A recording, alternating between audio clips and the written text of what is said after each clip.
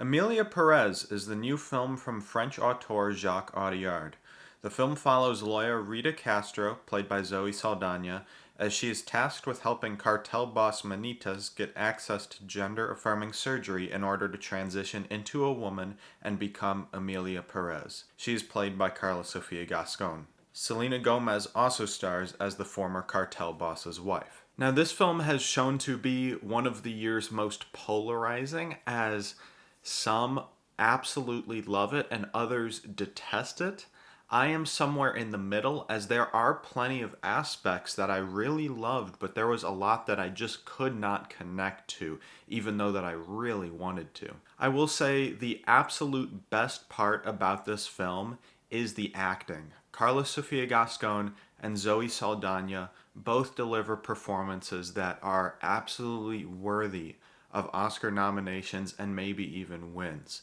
Saldana has such a commanding and powerful presence in this film. I really think this is one of her career best performances. There are a lot of moments in the first act and one midway through the film that really pack a punch with what she is bringing. Carla Sofia Gascon, on the other hand, is a lot more quieter and reflective. She brings a lot of emotion to the role and really kept me engaged in her character and really invested in what she was doing and what would happen to her. Selena Gomez is also very good in her role. She doesn't have as much time to pop, but there are definitely a few scenes where she stands out in the film. And she could get an Oscar nomination, although I'm not very convinced of it because, like I said, she just isn't given as much to do in comparison to Saldana and Gascon. I also admire the ambition of this film. Many have compared it to Baz Luhrmann's films, and I think this is pretty accurate. While not as overbearing as some of Baz's films, it has a lot of stylistic swings in it that I really admire. I really like how the musical sequences in particular are shot. The entire movie is very beautiful, but the musical numbers are just dripping with that style. And for the most part, I really do like the songs themselves. There are some that are a little goofy and some that don't really hit very well, but for the most part, they really lend themselves well to the storyline. Where I have serious problems with this film is in its writing. This film is simply just all over the place in its story. It's trying to do a balancing act between being a trans story, between being a musical, and between being a tribute to those missing in Mexico due to the cartels. And it just does not give any one of these enough time to feel satisfying. While I do like the music, there are pretty large gaps in the second and third act that have no songs. And while I'm not a big fan of musicals, even I could see that something was off here. I'm not saying that there needed to be a song every 5 or 10 minutes, but with how rapid in succession the musical sequences are in the first act, and how sparse they are in the final two-thirds, it feels quite uneven. The film could have done a better job spacing the musical sequences. In terms of the trans story aspect of this film, I have conflicting feelings. I am really happy to see a transgender woman play this transgender character. For so long we have had straight cisgender actors play these roles, and there was always something missing, so it's nice to see this. And I'm also really happy that they had Carla Sofia Gascon play both Manitas and Emilia Pérez.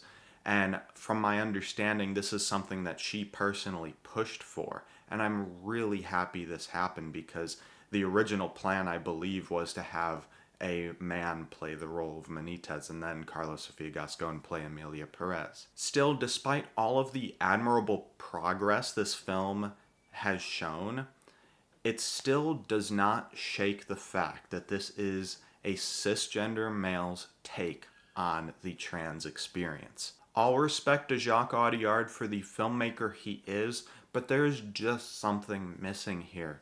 It lacks a certain authenticity that would come with a trans filmmaker telling this story. And I've been comparing it to Green Book in my head a lot because both films are extremely well intentioned and they are entertaining films, but they are so shallow in how they explore these themes.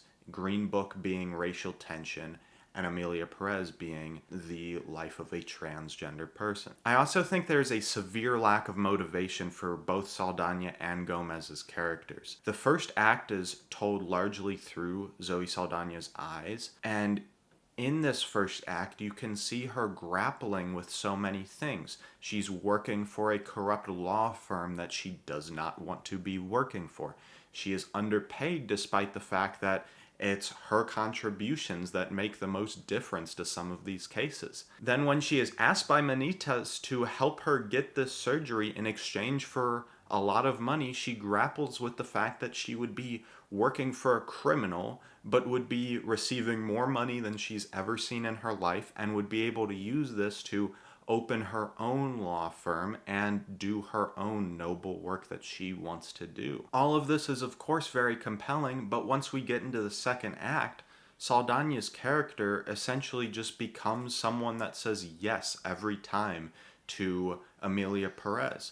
And you do not see this same level of motivation that you did in the first act because her character is written so thin in the final 2/3 of this film. There's something Selena's character Jessie does in the final act that I just could not understand. I can understand her character being pissed at what Emilia Pérez did, but to take it to that extreme of a degree makes no sense to me. So the film just lacks character motivation for everyone that is not Emilia Pérez, and that just makes these characters uninteresting. Despite this, I would be lying if I said I didn't enjoy myself while watching this.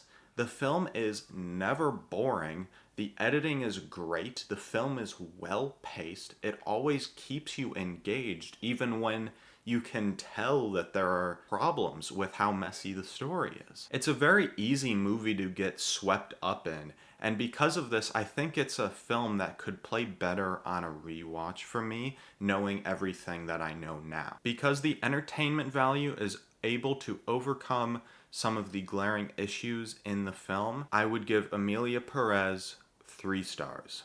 That's it for my review of Emilia Pérez, everyone. What did you think about it? I know this is going to be polarizing. Some of you will love it, some of you will hate it. Others of you may be like me, just somewhere in the middle.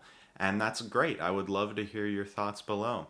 And if you liked what you saw here today and you would like to see more, subscribe to follow the odyssey that is Oscar season.